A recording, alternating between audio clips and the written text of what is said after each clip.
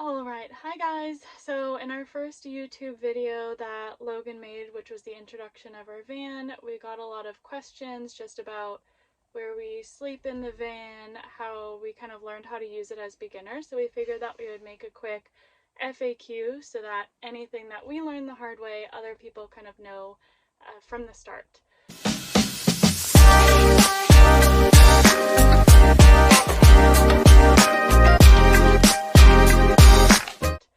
So one of the first questions that we get is how do we fit in the van and where does the dog sleep as well?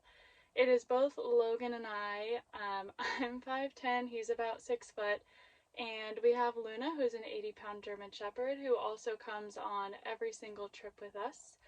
So the back of our van is basically like a bunk bed style. The bottom of the van is Luna's area, so usually we fit her bed there, and then we also use it as storage, but then the top of the van is our bed. There's a couple different reasons why we went with that. On some of the other 19P models, there is a table that goes in the middle of it with two couches that then you have to convert into the bed. We weren't a huge fan of that because of the lack of storage that you miss out on without having the garage area down there. On the bottom, like I said, we use for Luna/storage. So when we travel, if it's a longer trip, we will usually bring some kind of coolers, we'll have suitcases, we might have like skis and snowboards if we're going up to the snow. So we use it for both of those, and then if we have anything stored back there, then when we kind of settle in somewhere, we'll move that stuff to the front so that Luna gets the bottom all to herself at night. It does get a little bit tight. You definitely have to be aware of where things are. Questions we get frequently, or especially the one that I get, is how do I work from the van? Logan and I have really flexible schedules. He gets multiple days off in a row from work, and I work almost completely remote. I do have the option to go in once a week, but it's definitely not required. So if we're doing something like this, then we can tag on kind of a long weekend, so we can make what would typically be a 2-day weekend into like 4-ish days if we want to. With that though, I definitely still do work from the van, so we usually time things out around my work schedule. We'll also look in advance to see where we're driving, and if there is anywhere with spotty service, then we will time that around my meetings. So usually when I'm working, I just have the hotspot from my phone, so I turn that on and connect my laptop. I haven't had any issues with it, like I said, as long as we're kind of organizing around where we'll have service. I can take calls, I can do video meetings, I can get all my work done. And then if there's anything else that I can do kind of offline, or edit documents, draft emails, anything like that, if I know that we're going out of service, then I'll strategically plan my day around that, basically. It is about the bathroom, the whole situation in general, the toilet, the shower, and everything like that. One of my requirements when getting a van was that we have a bathroom where the door closes. A lot of the vans have a drawer, kind of like a kitchen drawer, where when you pull out the bottom one, that becomes your toilet, and that is where I drew the line. So we do have a really small enclosed bathroom. The door kind of like clicks into place, so you can fully go in there, close the door, and have some privacy. I will say it's a wet room. We have not actually showered in it, but it is nice to have the privacy when you're using the bathroom. So there is a cassette toilet, there is a sink to wash your hands, and then also like a shower head that detaches, so it's kind of like a wand, so you can take it off and move it around. The cassette toilet is 5 gallons, and it is fairly easy to empty, and then you just dump it into a porta potty, a normal toilet, you flush it. It's really simple. It doesn't leak. It's not like it's gross or anything to empty, so it's pretty easy to use. And then we also do put a black water waste pot in there, so that breaks down any solids that go in there, so that by the time you dump it, there's no bad odors, and then it's all in liquid form. So it is not that bad. And like I said, we can wash our hands in there, so it is definitely tiny. You'd kind of have to squeeze and turn around, but it works for us.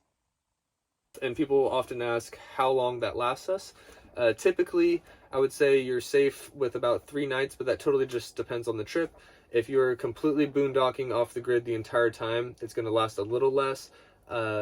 When we go to restaurants or bars or anything more of a urban setting, we're able to use those facilities, so it lasts a little bit longer.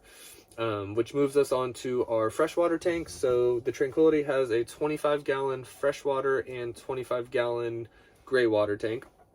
This is mainly used for washing dishes. We can fill up some of the Keurigs to have coffee in the morning, wash our hands, very minimal. So that lasts a pretty long time. I would still say that's anywhere from the 3 to 5 day range, depending on if you're using reusable dishes or if you're using paper dishes, and just how much you're conserving water or not. So those two things makes it to where going off the grid is super easy. And with the Tranquilities, it's super cool because without a generator, you can run the secondary alternator. So with that powers the alternator for the house battery whenever you're driving, if you have it in the on position. So essentially, if you're driving at any point of your trip in between nights, you're recharging that battery. So that leads us to the AC usage. The AC drains a lot of the batteries, so there is a screen on the Tranquility that'll show you your estimated time and of use for the battery depending on how much amperage you're drawing and voltage at that time. So with the AC running full blast middle of summer, you typically will only get about 3.5 to 4 hours of use. So with that said, trying to sleep in a cooler place with the doors open, windows open, anything like that. But in the wintertime, the heater is run off of the propane. So with that interior alternator that I talked about, the battery will stay charged, and with the full propane tank, we estimate roughly a week worth of propane for using the heater.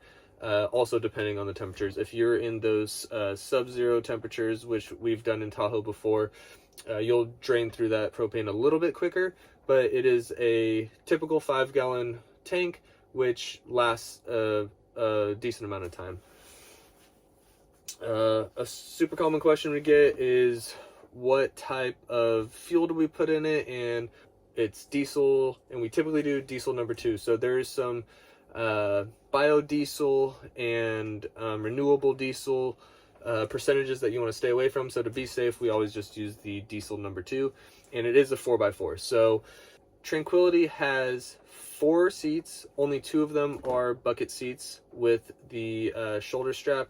The other 2 seats are just the belt strap. So as far as car seats or that extra security, we only have 2 bucket seats in the Tranquility, and it typically only sleeps 2, but we have had friends that have used the van that have slept 3 in here, and that's with spinning this chair around and then using the bench as another sleeping area. The other questions we get frequently is where do we sleep? Not necessarily within the van, but like where do we park the van?